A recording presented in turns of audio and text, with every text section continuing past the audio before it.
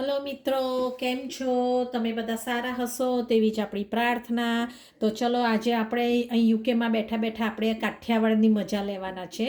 તો આપણે આજે કાઠિયાવાડી આપણે રીંગણનું ભરથું અને બાજરીના રોટલા કરવાના છે. તો આજે આપણે રીંગણનું ભરથું કેવી રીતે વઘારાય તે માટે હું તમને તમારી જોડે રેસીપી લઈને આવેલી છું.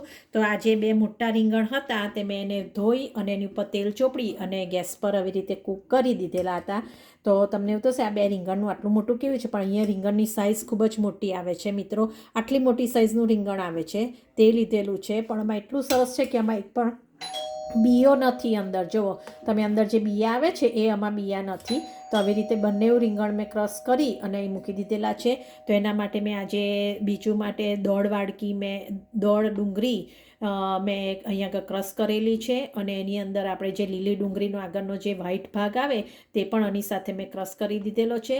અને 6 થી 7 લસણની કળી છે, અને એમાં 2 કશ્મીરી લાલ મરચું છે તેની અંદર મેં આવી રીતે ક્રશ કરી લીધેલા છે.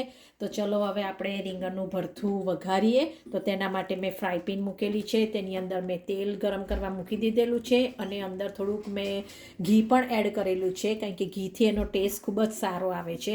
ને તમને ખબર છે કાઠિયાવાડમાં તો ઘી તો લોકો બહુ જ ખાય છે. તો ચલો આપણે હવે આમાં રીંગણનું ભરથું વઘારીએ. તો તેના માટે પહેલાં આપણે રાઈ એડ કરીશું. નાની ટીસ્પૂન જેટલી બે રાઈ એડ કરેલી છે. આમાં ઘી પણ એડ કરેલું છે મિત્રો, એટલે આવી રીતે એનું થયું છે. તો આપણે ઘી અને તેલ બે મિક્સ કરીને આપણે વઘારવાના છે. આ રાઈ આપણી તતડી જાય, એનો ફિનિશ થઈ જાય પછી આપણે એની અંદર આપણે જીરું એડ કરીશું. જો મિત્રો આપણી રાઈ હવે બધી તતડી જવાઈ છે, તો હવે એની અંદર આપણે હવે જીરું એડ કરીશું. જીરું આવી રીતે 2 ટીસ્પૂન જેટલું જીરું એડ કરીશું. અને પછી એની અંદર આપણે જે આદું અને આ લસણ જે કટ કરેલા છે એ આપણે બધા એડ કરી દઈશું. આપણો ગેસ મીડિયમ ગેસ જ રાખજો મિત્રો, બહુ ધીમોય નહીં ને બહુ ફૂલેય નહીં, એટલે આપણું જે આ બધું મસાલો છે એ બળી ના જાય એટલા માટે. તો હવે આપણું આ લસણ અને આ લીલું મરચું છે આવી રીતે આપણે સાતળી લઈએ. આમાં પછી કશ્મીરી લાલ મરચું આપણે એડ કરવાનું છે. અત્યારે કશ્મીરી લાલ મરચું એડ કરીએ તો આપણું એ મરચું બળી જશે, એટલે આ પહેલાં બરાબર ડુંગળી લસણને આ બધું આપણે સાતળવા દઈશું, પછી આપણે લાલ મરચું એડ કરીશું. જો ફ્રેન્ડ્સ, હવે આપણો આ જે લસણ છે એનો કલર હવે ચેન્જ થઈ ગયો છે, ગોલ્ડન કલર જેવો થઈ ગયો છે. તો હવે એની અંદર આપણે આ જે ડુંગળી કટ બધી ઝીણી સમારેલી હતી એ બધી જ ડુંગળી હવે આપણે એની અંદર એડ કરી દઈશું.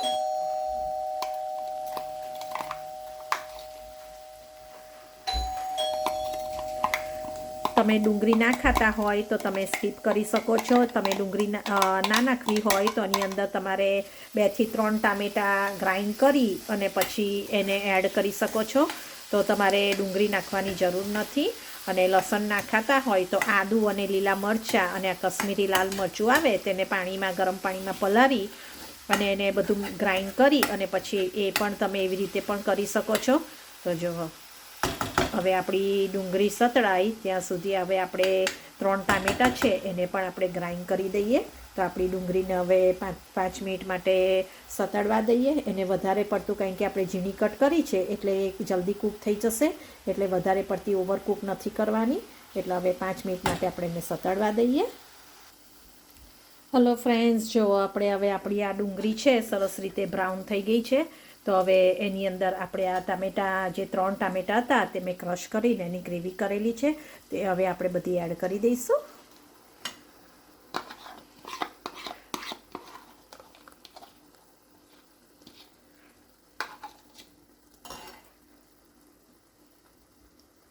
હવે બધું મિક્સ કરી દીધું. હવે એની અંદર આપણે સ્વાદ પ્રમાણે જે બધા મસાલા છે તે એડ કરી દઈએ. તો એની અંદર હવે આપણે સ્વાદ પ્રમાણે મીઠું એડ કરીશું. મીઠું તમારા હિસાબે એડ કરજો. મેં મારા હિસાબે મીઠું એડ કરેલું છે. અમે બહુ વધારે મીઠું નથી ખાતા એટલે. હવે એની અંદર આપણે હળદર એડ કરીશું. નાની ટીસ્પૂન જેટલી હળદર એડ કરીએ. આમાં લાલ મરચું એડ કરીશું. લાલ મરચું તમારા હિસાબે જ કરજો, તમે જેટલું તીખું ખાતા હોય તે પ્રમાણે. આ મેં 2 ટીસ્પૂન જેટલું લાલ મરચું એડ કર્યું છે. ને હવે આની અંદર સ્પેશિયલ મારી મમ્માનું ધાણા જીરું, હવે 2 ટીસ્પૂન ધાણા જીરું એડ કર્યું છે. અને હવે એની અંદર જ આપણે કશ્મીરી લાલ મરચું 2 ટીસ્પૂન કશ્મીરી લાલ મરચું આપણે એડ કરવાના છે. હવે આ બધું આપણે પ્રોપર મિક્સ કરી દઈએ અને પછી એને 5 થી 10 મિનિટ માટે ટામેટાને આપણે કૂક થવા દઈશું. અને મીઠું નાખ્યું છે એટલે ટામેટું આપણું જલ્દી કૂક થઈ જશે. અને આમાંથી જે તેલ બધું છે, તેલ અને ઘી આપણું સરસ રીતે છૂટું પડી જાય પછી જેની અંદર આપણે જે રીંગણ જે કરેલા છે એ આપણે એડ કરીશું. તો હવે આનું લીડ બંધ કરી અને 5 થી 10 મિનિટ મીડિયમ ગેસ પ્રમાણે થવા દઈએ આપણે એને કૂક.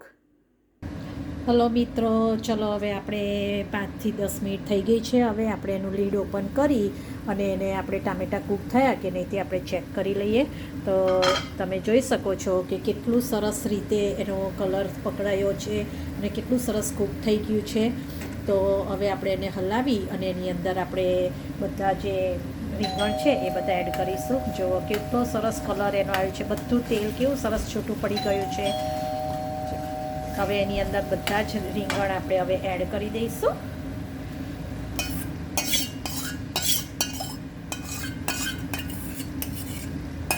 અને હવે એને આપણે બરાબર મિક્સ કરી દઈએ.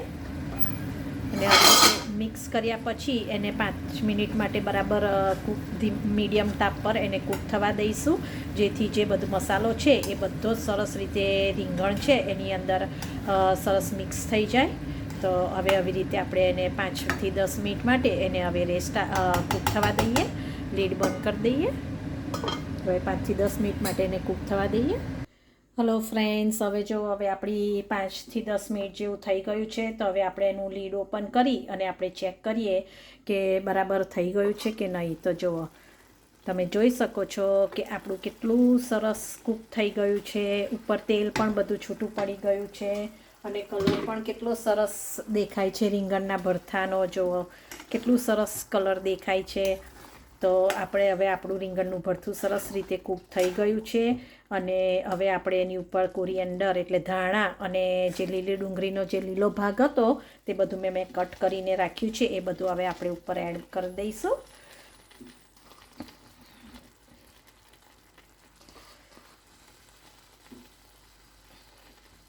હવે આપણે બધું બરાબર મિક્સ કરી દઈશું અને આપણો ગેસ છે એ હવે આપણે ઓફ કરી દઈશું. હવે આપણો ગેસ બંધ કરી દીધેલો છે અને હવે સરસ રીતે આપણું આ રીંગણનું ભરથું થઈ ગયું છે. તો હવે આપણે એને પ્લેટિંગ કરવા માટે રેડી કરીએ. જો ફ્રેન્ડ્સ, હવે આપણી પ્લેટિંગ સરસ રેડી થઈ ગઈ છે. આપણે બાજરીના રોટલા બનાવ્યા છે, એની ઉપર ઘી અને ગોળ કર્યો છે, પાપડ શેક્યો છે, ડુંગળી છે અને એની ઉપર હવે આ નાઇસ ક્રીમી યોગર્ટ તમે અહીં આગળ સ્પ્રિંકલ કરી શકો છો આવી રીતે. એટલે તમને સરસ ટેસ્ટ લાગશે જ્યારે મિક્સ કરી અને એને યોગર્ટ જોડે આવી રીતે ખાજો. એટલે આવી રીતે તમે પણ સરસ રીતે રીંગણનું ભરથું બનાવજો, બાજરીના રોટલા જોડે એન્જોય કરજો. મને યાદ કરજો, સબસ્ક્રાઈબ કરવાનું ભૂલશો નહીં, લાઈક કરવાનું ભૂલશો નહીં. આવી રીતે પણ બહારના દેશમાં બેસી અને પણ આપણે ઇન્ડિયાના કાઠિયાવાડીનો ટેસ્ટ લઈ શકીએ છીએ. તો તમે જરૂરથી આવું બનાવજો, સબસ્ક્રાઈબ કરજો, લાઈક કરવાનું ભૂલશો નહીં અને મને જરૂરથી યાદ કરજો. તો ચલો મિત્રો, હવે આપણે બીજી નેક્સ્ટ રેસીપીમાં ફરી મળીશું. બાય.